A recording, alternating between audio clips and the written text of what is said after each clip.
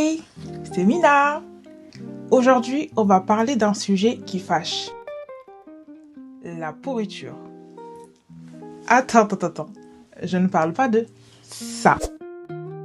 En tout cas, j'espère que tu maîtrises le sujet. Mais plutôt de ça. Eh, j'ai entendu le O.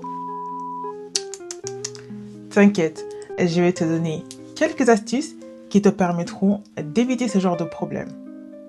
Eh, je parle toujours des plantes là. Mais je pense que ça peut aussi s'appliquer à l'autre espèce. Tu es prêt? C'est parti! Quels sont les signes visibles qui ne trompent pas? Exemple concret avec cet anthurium Michel extresleri, avec des feuilles super velours. Tu reconnais ça? Parce que la suite fait mal.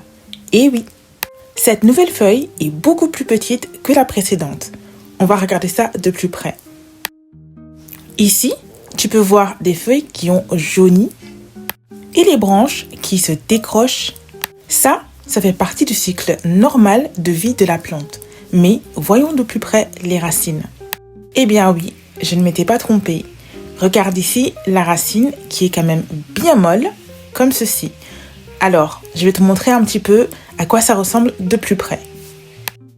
Les racines saines doivent être blanches. Les racines qui ont commencé la phase de pourriture ou même très avancée seront brun marron. Et donc forcément, je vais décider de couper. Qu'est-ce que cela va changer? C'est plutôt simple et même je dirais logique.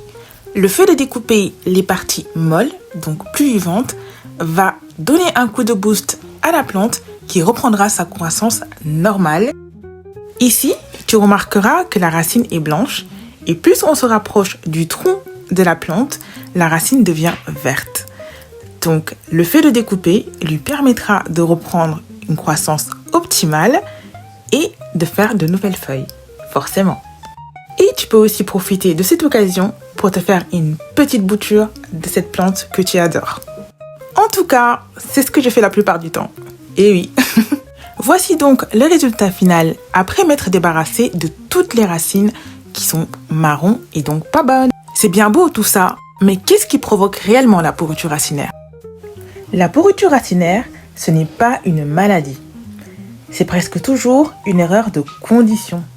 Oui, et oui. Souvent, un substrat trop compact, un manque d'aération, un pot sans drainage, oups, ça, je suis la reine, ou un arrosage trop fréquent. Oui, les racines ont besoin d'eau, mais aussi d'oxygène.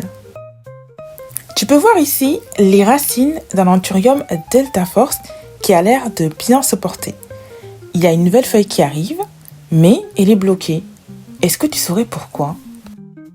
Tu connais la réponse. Comment arroser après une pourriture racinaire sans refaire l'erreur? Je vais te montrer 3 types de pots que j'utilise dans ma collection et qui m'ont franchement sauvé la vie. Numéro 1 est ce pot avec réserve opaque qui te permet de connaître le niveau exact de l'eau avant de remplir ton réservoir. Pourquoi je l'adore? Parce que tu peux voir exactement où tu en es au niveau de l'eau avant de remplir.